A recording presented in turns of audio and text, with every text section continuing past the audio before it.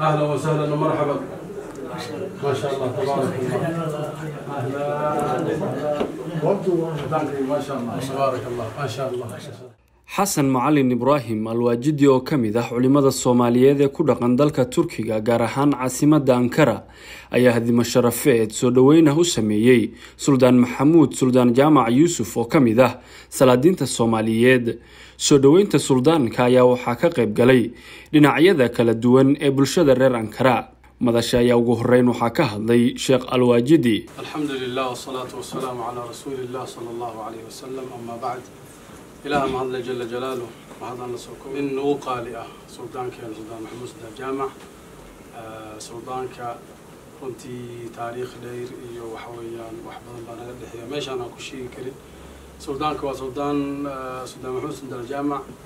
وسلطان كعلماء كنتي وسلطان كصوماليات جود أهان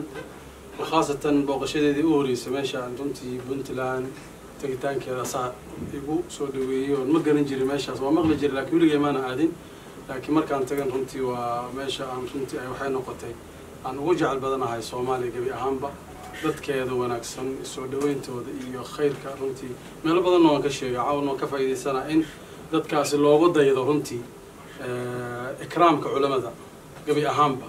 مركا بارك الله فيكم سلطان كرنتي وفرح سنة عاو إنه نوجوجو waxaan ku hadla ma garan karo warka waxa weeye min shidati alfarha wa dareemi kartiin marka waxaan ku faraxsanahay in majlis alquran aaw nala joogo sultaankeena qaaliga ah Suldaan Maxamuud Suldaan Jaamac Suldaan waxaan ku leenahay soo dhawow shacabka ku soo dhawow dadka madaxda u aad ku soo dhawow ahlan wa sahlan marhaban qalbi furan iyo gacmo furan iyo waxa weeye guri furan ku soo dhawow. waxaa sidoo kale madasha ka hadlay gudoomiyaha ganacsatada Soomaaliyeed ee magaalada Ankara Daahir Ahmed Dorre salaadiin iyo culimowdiin. soo dhaweyntan lagu soo dhaweeyay sultaankana maahantii u horeysay dad badan oo soo dhaweeyay kuma faaninayno sheekhu waa caadadiisu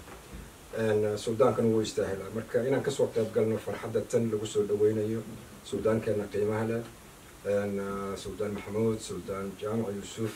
وأنا نقول قالئة وسلطان كاني وعندي كنا وسلطان كسوماليد وعندي كنا مركا وأنا عاقلة وأنا دجن وأنا صبر بدن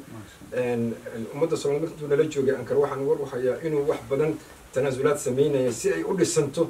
ومد صوماليد أما جاليد صوماليد إنه واحد بدن صبرات وسمينة أما أو سفارات هالنقطة أما هالنقطة شعبي إنه كل حجري سيدو أوهجي لها ظروف السوق اللي أوجد وقتجري لكن وحن هو إنه هدوسي جوجي لها إنه واحد يصير لها مركز السودان كانوا قيميننا والسودويننا أنا مشرف بين نقطة هنا كسوق قبله فرصة عن كسودويننا سلطان محمود سلطان جامع رنتي فرحة وين يتاه لفتجيجا دور جير اسمعنا أركين ويصوّع عي مكان مدرسة أنفري إلا تواصل كيس آد وبدنا لكن إلى بقدري إن نعاوز أركنه سودو سلطان قام فرن وجه فرن قلب فرن قام فرن ولا ركجعل كسودو أن لا إن شاء الله بإذن الله. وأخونا الشيخ حسن جزاه الله خيرا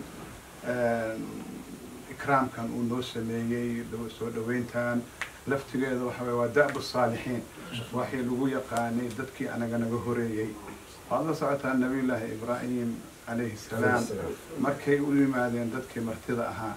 faraaga ila ahlihi fajaa bi'ajl samin isla markay u soo galeen ma taraddudin isla markii waa baxay wuxuu soo qalay kii ugu fiicnaa dibigii ugu fiicnaa uu keenay faqarrabahu ilayhim qala ala ta'kulun مركاسا مركا